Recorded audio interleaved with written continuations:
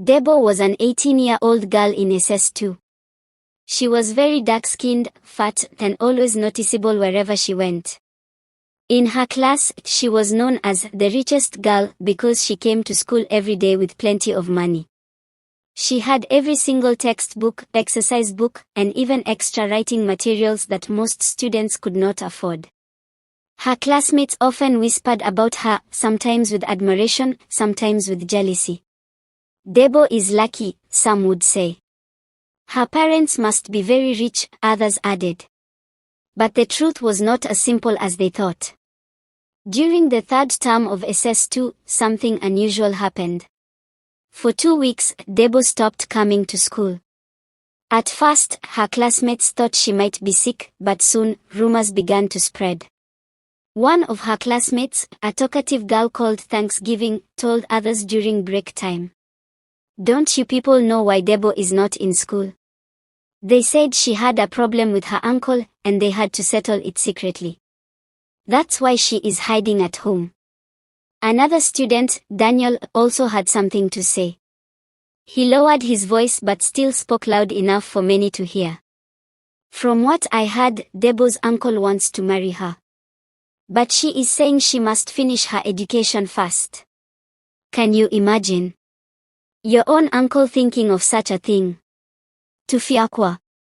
The story spread like wildfire across the class, and soon, even students in other classes were whispering about Debo. Some said she had gone through something she was too ashamed to talk about. Others said her uncle had given her money and gifts in exchange for promises. Nobody knew the exact truth, but everyone had something to say.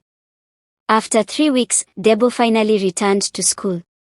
She looked tired and withdrawn. Normally, she would walk into the classroom with confidence, her bag packed full of books and snacks. But that day, she walked quietly, avoiding the eyes of her classmates. The moment she entered, the whole class went silent. Eyes followed her as she sat down, and whispers filled the air again. Some smiled mockingly, while others shook their heads in pity. "Look at her," the girl whispered. "She doesn't even want to talk to anybody again," another added. Later that day, one of the teachers, Mr. Covenant, called her aside. He was a man in his late 30s, known for being firm but caring with his students. "Debo," he said gently, "why have you not been in school for so long? Everybody has been asking after you. What really happened?" Debo lowered her head.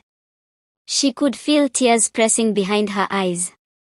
She wanted to explain, but she didn't know where to begin.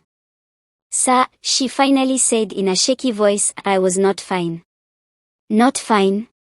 In what way?" the teacher pressed carefully.